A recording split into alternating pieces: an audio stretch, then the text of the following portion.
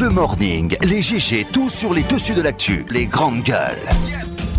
Parlez beaucoup, mangez l'argent, voyagez beaucoup seulement, mais travaillez beaucoup, créez des choses, emploie des jeunes, non, non, non. Les dirigeants africains, les dirigeants sont comme ça. Les grandes gueules. Vendredi 27 avril, merci de nous rejoindre dans cette émission Les Grandes Gueules. 3 possibilités pour réagir à nos sujets. GG au 93 si vous êtes abonné Orange, ou faites le 657 39 13 13. Ça se passe aussi sur notre site internet www.espacefm-guinée.info. Merci de votre fidélité à la une. Mohamed Touré, fils du premier président de la Guinée, président du PDG RDA, et son épouse Denise Cross Touré encourent jusqu'à 20 ans de prison aux États-Unis. Le couple a été formellement inculpé hier par un tribunal fédéral sur des accusations de travail forcé infligé à une jeune femme. Décryptage à suivre dans cette émission. Un maire élu menace de s'auto-installer très prochainement. Amer, choqué à cause du retard infini que l'installation des exécutifs communaux a pris depuis la tenue il y a plus de 2 mois des élections communales dans notre pays. Cet édile menace par ailleurs d'assigner en justice le ministre de l'administration du territoire. Que reproche-t-il tant à ce dernier? On pose la question ce matin. Maître Saïdouba Kissing Kamara, maire élu de la commune urbaine de Bofa. Vous l'entendrez ce matin dans les grandes gueules. 72 heures d'activité culturelle à l'effet de raffermir les relations d'amitié entre le Sénégal et la Guinée. Ce sujet, on l'a évoqué hier, on y revient vers la fin de cette émission. Pour en parler, M. Yero Diallo, il est le président de la commission d'organisation des journées culturelles sénégalaises. Il sera au téléphone vers la fin. Un groupe d'étudiants orientés dans le privé, précisément à l'université, pour le développement communautaire, idem comme des Érékorés, disent avoir été trahis. Ils ont été exclus lors du recensement d'avril 2017 au motif qu'ils ne sont pas des étudiants inscrits en médecine générale, pharmacie, odontostomatologie, mais plutôt en médecine traditionnelle, ce qui compromet leur formation universitaire. Mariam Lee, elle est porte-parole des étudiants de IDCOM de Zérékoré, et sera avec nous également vers la fin de cette émission. Merci de rejoindre l'équipe. Antoine Kourouman, bonjour. Bonjour. Bonjour Jacques Lewaleno. Bonjour Abakar. Mafouri Abangoura, bonjour. Bonjour Abakar, bonjour Basekou. Oui, bonjour. Mohamed Mara, donc, qui va nous rejoindre dans ce studio. Le couple Mohamed Touré, inculpé aux États-Unis, vous avez pris ou pas? Allez-y. C'est une information que nous apprenons d'un site ivoirien d'ailleurs, qui révèle que le couple Touré serait accusé d'avoir maltraité physiquement une jeune dame dont le nom n'a pas encore été révélé du côté des États-Unis. Alors la jeune fille aurait été envoyée aux États-Unis en 2000, je crois bien. En 2000, lorsqu'elle avait 5 ans. 5 ans et jusqu'à ce qu'elle prenne la fuite, cette jeune dame, selon les informations que nous recevons, n'a pas eu le temps de sortir de la maison. Elle aurait été non seulement battue par Dame Touré, mais elle aurait également subi une certaine pression psychologique de la part du couple, ce qui a fait qu'elle n'a pas pu s'intégrer aux États-Unis, parce que étant dans ce pays, forcément, quand on est habitant de ce côté, il faut forcément visiter au moins le pays. Mais selon ce qu'on nous apprend, elle était comme une prisonnière du couple Touré. Elle était tout le temps dans l'appartement et obéissait à tout ce qu'on lui demandait. Alors, ce qu'on nous apprend ensuite, c'est que la jeune fille n'a pas eu le temps d'aller à l'école. Elle n'a pas bénéficié des mêmes avantages que les enfants Touré.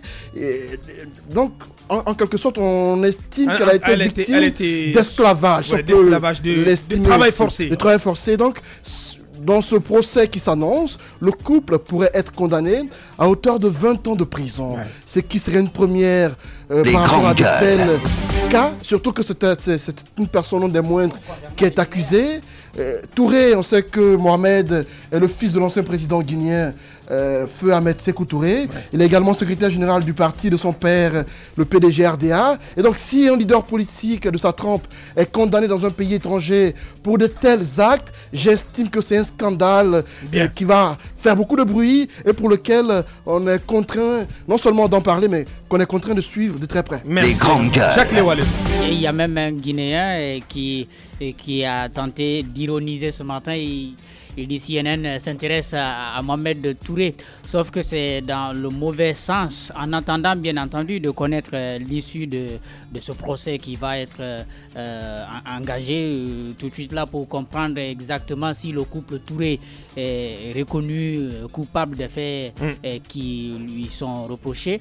Il faut déjà dire que il y a quelque chose à apprécier, c'est-à-dire la liberté. Si nous ne pouvons pas l'avoir chez nous, si on peut se permettre de faire du tort aux enfants, en tout cas aux personnes qui sont faibles, qui n'ont pas de défense dans notre propre pays, au moins à l'étranger, on ne peut pas se le permettre. Il y a des pays où on défend les libertés, il y a des pays où on défend, n'est-ce pas, la personne humaine, où on a du respect pour la personne humaine. Exactement. Je pense que ces droits, ces libertés, on peut les obtenir ailleurs. Il y a cet espoir-là qui est là. Je pense que la fille là veut profiter de tous les avantages qu'offrent les États-Unis dans ce cadre-là. Sa justice, avec la justice qui fait correctement son travail pour être rétabli, n'est-ce pas, dans cette voie. Je pense aussi que ce dossier relance tout le débat que nous avons en Guinée très souvent sur l'exploitation des enfants.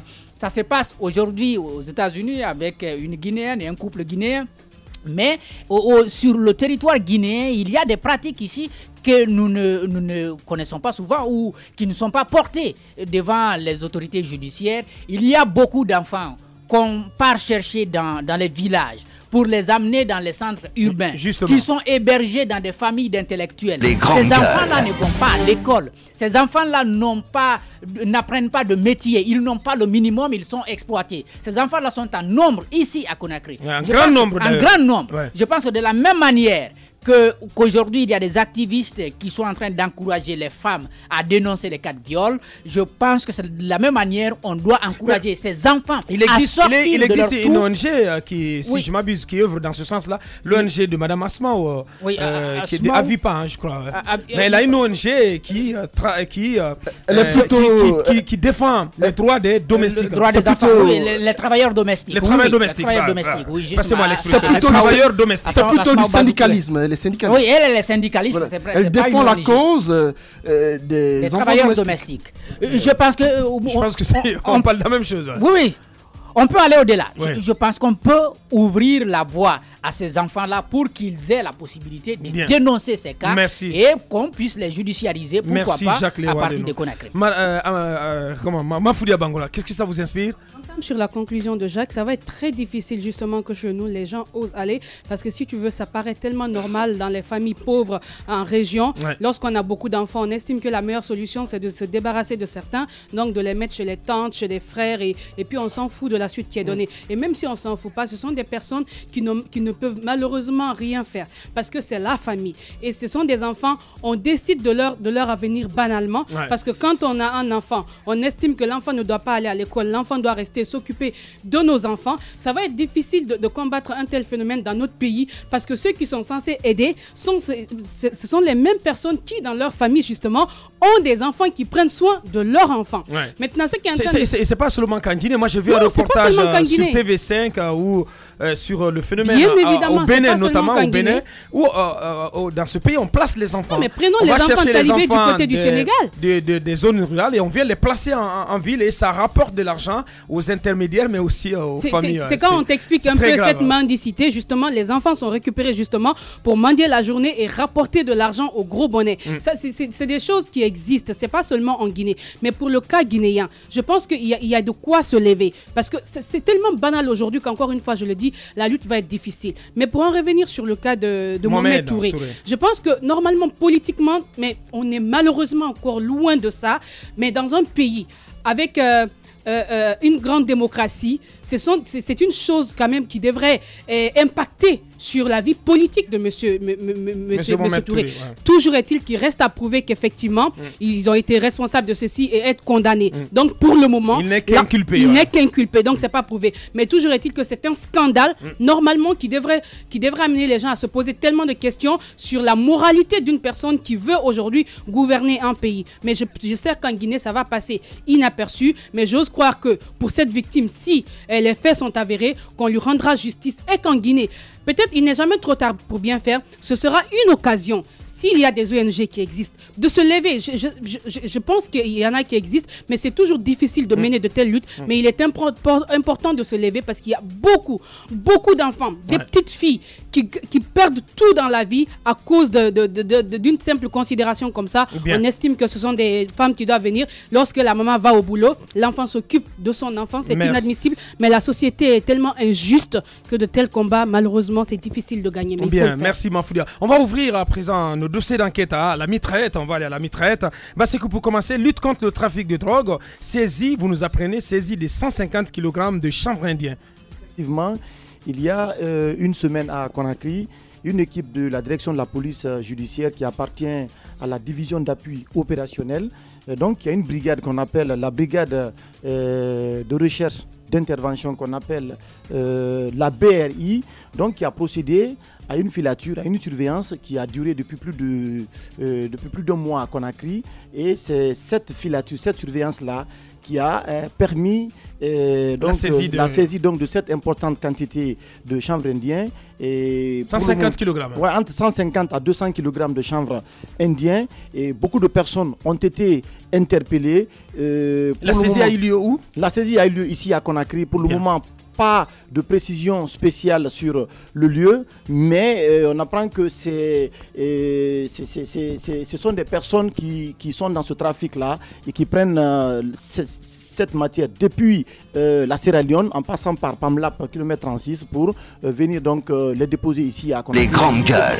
Les revendre. Donc vous le savez très bien que c'est une pratique qui existe bel et bien à Conakry et c'est difficile parce que c'est un réseau de trafiquants qui est tellement organisé que ce n'est pas facile de les appréhender. Mais puisqu'on dit qu'il n'y a pas de crime parfait, eh bien ils ont laissé des éléments qui ont permis aujourd'hui de les appréhender. Donc on apprend qu'il y a d'autres quantités encore très importantes qui restent, c'est parce que le réseau est tellement important qu'il y a même des ramifications au niveau même de nos services de sécurité. Donc pour l'instant, les enquêtes se poursuivent. Il faut tout simplement remercier la DPJ qui a tout simplement fait son travail. Parce que donc cette fois-ci, ce ne sont pas les services spéciaux de Kébro. Ce ne sont pas les services spéciaux de Kébro. Qui ont mis la main sur c'est une brigade de recherche d'intervention qui est logée du côté de la DPJ, la direction de la police judiciaire, et bien qui a procédé à cette saisie-là. Donc ces éléments seront mis aujourd'hui à la disposition de la justice pour être jugés et condamnés à la hauteur de leur Merci surtout d'avoir été bref. J'espère que Mohamed va marcher sur tes brisés. Mohamed, contentieux entre deux associés, les errements de la justice guinéenne en 2 minutes 30. Oui, des errements que l'on a constatés, c'est un dossier assez rocambolesque qui oppose deux hommes d'affaires d'origine libanaise. Il s'agit de M. Nabil Georges Chater et M. Hassan El Masri. Alors, les deux, si vous voulez, c'est M. Nabil qui, à l'origine, a créé la société, mais pas en son nom, au nom de son épouse. En réalité, qui donc était co-gérante avec M. Hassan. Maintenant, quelques années après, parce qu'il a été désigné donc par sa femme comme, si vous voulez, le gérant, le co-gérant, donc par procuration. Donc, il a géré la société pendant que M. Hassan El Masri, lui, résidait au Liban. Donc, M. Nabil gérait la société à Conakry et il lui faisait des comptes rendus. Donc, il lui retournait chaque année, justement, ses parts, notamment dans les intérêts. Et ils ont continué ainsi pendant quelques années. Entre-temps, M. Nabil, qui a eu des problèmes au Liban d'ordre social, est rentré dans son pays et M. Hassan Al-Masri est venu donc gérer la société. Maintenant, le problème est qu'au retour donc, de M. Nabil en Guinée, il trouve que la société est partie totalement en vrille. Il se rend compte que les machines ne sont plus là, elles sont soit en panne, éparpillées dans les brousses du côté de Bokeh, ou, si vous voulez, la plupart des contrats de construction, parce que l'entreprise c'est APTC, c'est-à-dire Aménagement, Travaux Publics et Construction, que la plupart de ces contrats-là ont filé vers une nouvelle entreprise qui s'appelle KMG Sarl. Il mène ses enquêtes, il trouve que KMG Sarl n'est rien d'autre qu'une nouvelle société créée par son co-associé, qui détient 50% de parts d'action, donc dans l'APTC. Donc, ils sont associés, l'autre va créer sa propre société, il prend les clients, il prend les machines et il va plus loin, il utilise le personnel commun, y compris le directeur financier qu'il utilise pour le compte de sa propre société. De la nouvelle société. Mais tous ces gens-là payés aux frais de la première société, donc de l'APTC. Alors, le monsieur, naturellement, va porter plainte.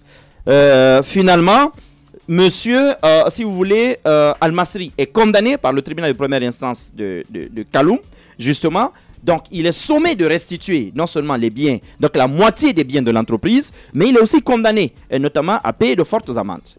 Et il n'a pas opposé. Il n'y a pas eu d'opposition donc à cette première condamnation qui date du 11 janvier dernier. Maintenant, là où les choses commencent à chauffer, c'est que non seulement il n'y a pas eu d'appel, mais si vous voulez, la partie plaignante a reçu son certificat de non-opposition. Donc, il va prendre ce document-là pour tenter, et il va même obtenir la grosse d'exécution. Et c'est là où les complications vont commencer. Le monsieur se rend compte, Nabil se rend compte, que entre-temps, l'huissier, et plutôt le greffier en chef, maître Loseni Kandé, qui lui avait donné notamment ce certificat de non-appel, est revenu avec un autre certificat, annulant ce premier certificat. Le même greffier. Le même greffier. Et il est cette fois-ci, oui, du tribunal de première instance de Dixine. Il s'appelle maître Loseni Kandé. Et pour cause, il dit que c'est par erreur, c'est ce que je lis ici, que c'est par erreur que ce certificat de non-appel et de non-opposition numéro 73 avait été délivré au greffe. Bien, donc il dit... Premièrement, ouais. Il dit, c'est lui qui avait dit dans un premier temps, alors que c'est lui qui tient les registres du tribunal, qu'il n'y a pas eu de certificat, il n'a pas eu d'appel. Et après, il revient, il dit, non, je me suis trompé, en réalité, je n'avais pas vu qu'il y avait appel. Ensuite. Ça, c'est le premier errement. Alors... Donc, l'affaire va devant la cour d'appel. Mais qu'est-ce qui se passe? C'est que les personnes condamnées vont, cette fois-ci, aussi poursuivre le premier plaignant, donc M. Nabil, pour les mêmes raisons d'abus de biens sociaux, de détournement, ainsi de suite. Et là, dans les réquisitions même du procureur, donc, si vous voulez, de la personne qui est censée défendre la cause du plaignant, il est dit que le délit est non constitué. Finalement, ce que va également confirmer l'ordonnance de non-lieu, donc pour abus de biens sociaux, usurpation de titres, faux par altération matérielle. Donc, sa plainte est annulée, mais pendant ce temps, on a du mal à mettre la main sur M. Al-Masri, qu'on ne trouve pas parce qu'il est condamné avec délivrance d'un mandat d'arrêt. Donc, on ne le trouve pas. À ce niveau, il y a des interférences qui commencent à arriver.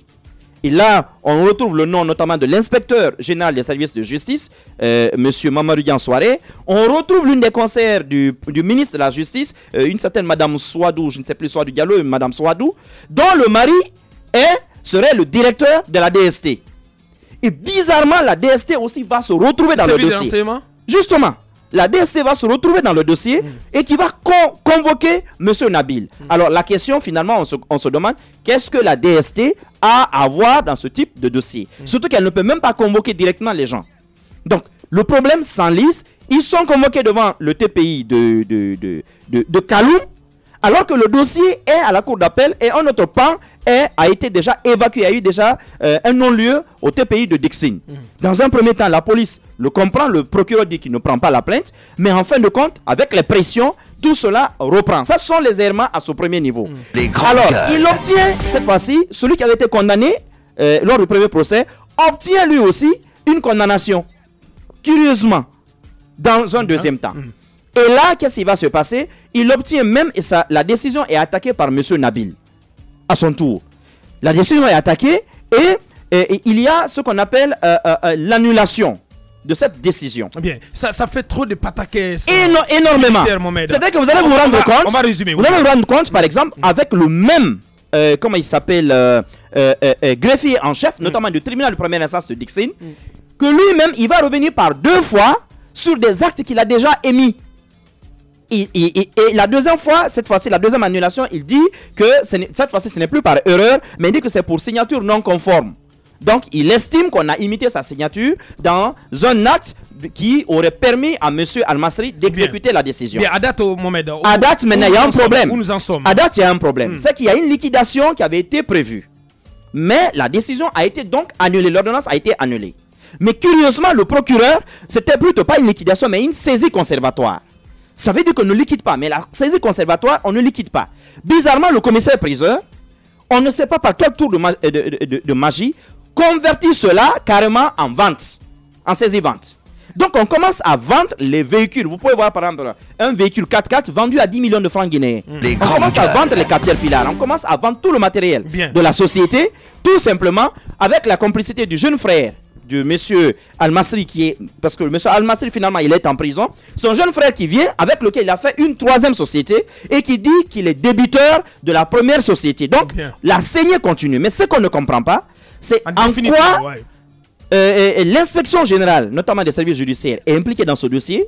Qu'est-ce que la DST cherche dans un dossier? Mais surtout, ce qu'on ne comprend pas, ce sont les allers-retours d'un greffier en chef qui dit dans un premier temps, c'était une erreur, je me suis trompé. Dans un deuxième temps, non, on a imité ma signature.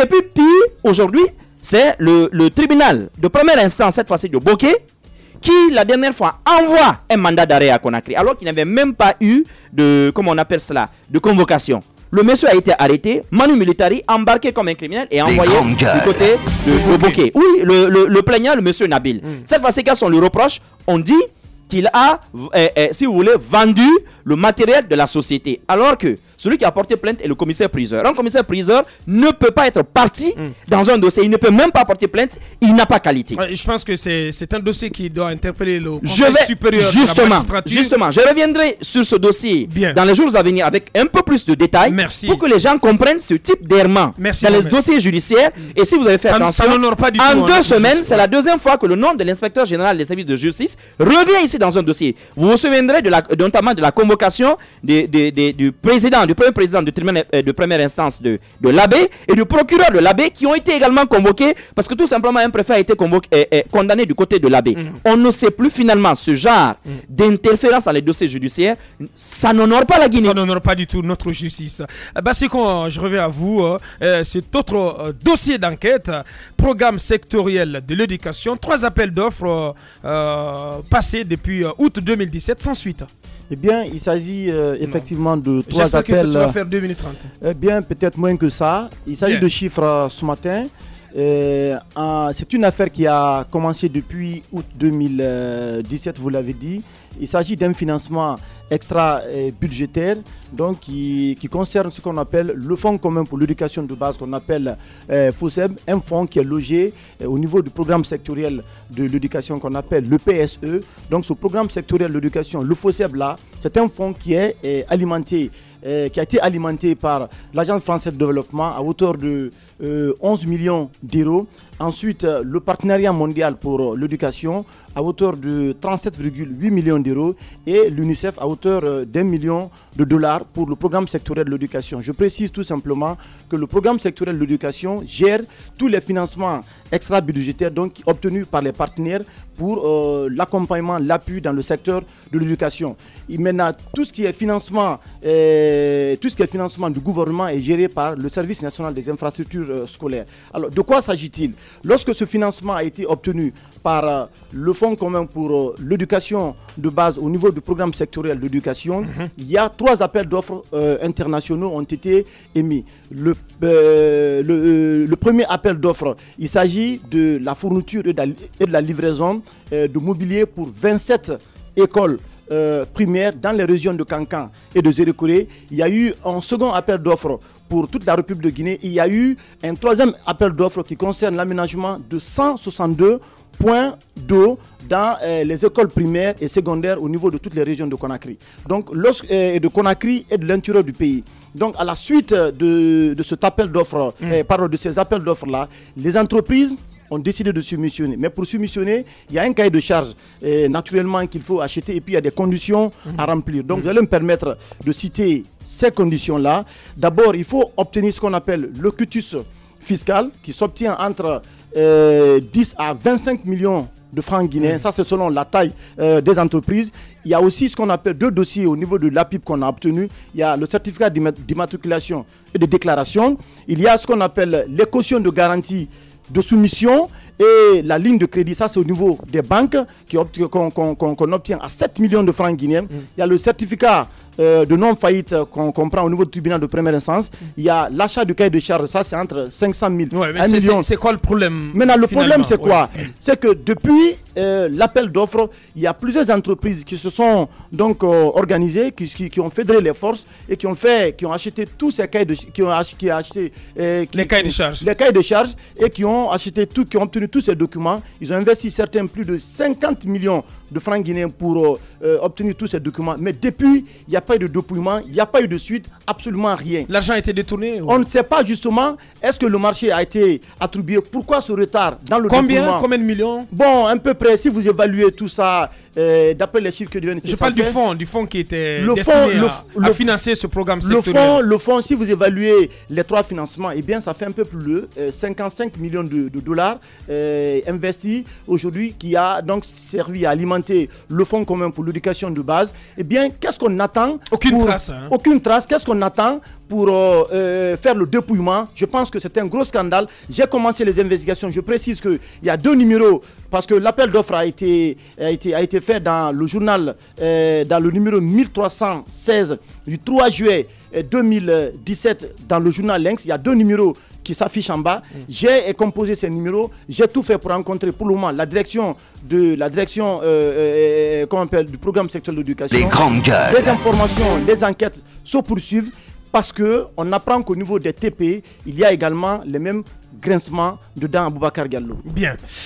Peut-être avant d'aller sur le fond de nos sujets, Antoine, le président, attendu à Kindia demain, mais annoncé aujourd'hui à Kobaya, également dans la commune de Matoto, pour lancer le programme de réhabilitation de la voirie urbaine de Conakry.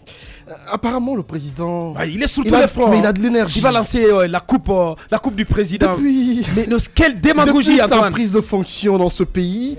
C'est la première fois que je vois Alpha Condé aussi actif. Absolument.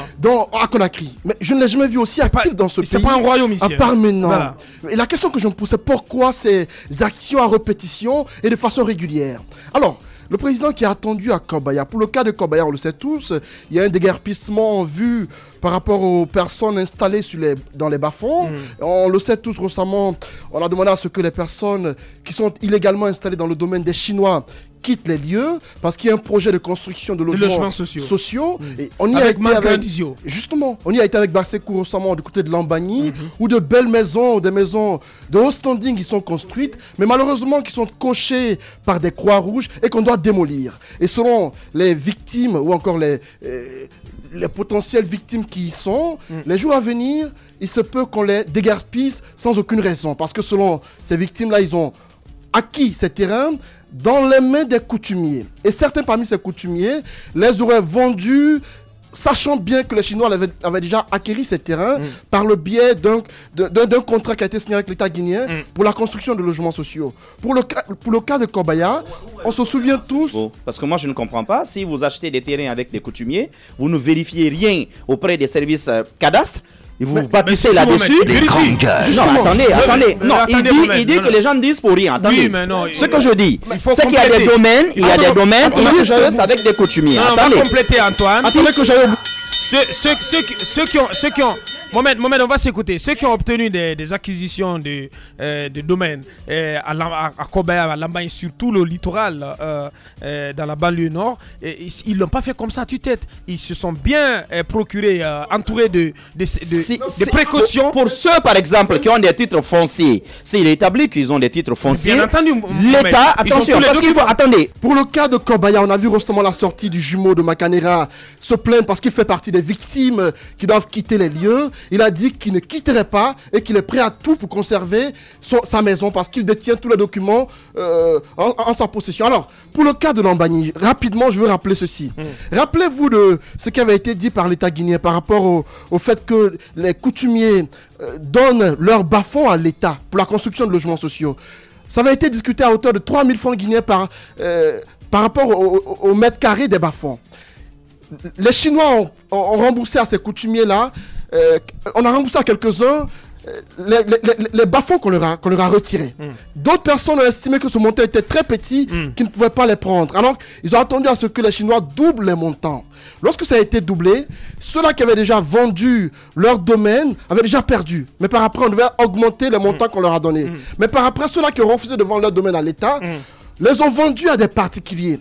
Sans pour autant, il faut préciser que sans pour autant occulter le fait que les Chinois devaient les récupérer par après. Ouais, donc, Antoine qui semble bien maîtriser ce dossier. Donc, en 2 temps. Le président donc est attendu du côté de Kobaya, en tout cas où on constaterait un fort déploiement des services de sécurité, selon donc une source contactée sur place. La suite dans un instant. Véritable success story de la radio Espace Guinée, les Grandes Gueules, détentrices des meilleurs scores radio en Guinée, de la meilleure émission talk show, a donné le créneau horaire du départ au bureau et du retour à la maison, récoltant depuis des années consécutives le titre d'émission la plus écoutée en Guinée, toutes catégories confondues. Un grand total de plus de 5 millions d'auditeurs ont été fidèles au talk show Les GG, diffusé jour après jour sur toutes les stations du réseau Adafo Média de 9h à 10h30, un exploit qui restera longtemps dans les annales de la bande FM en Guinée.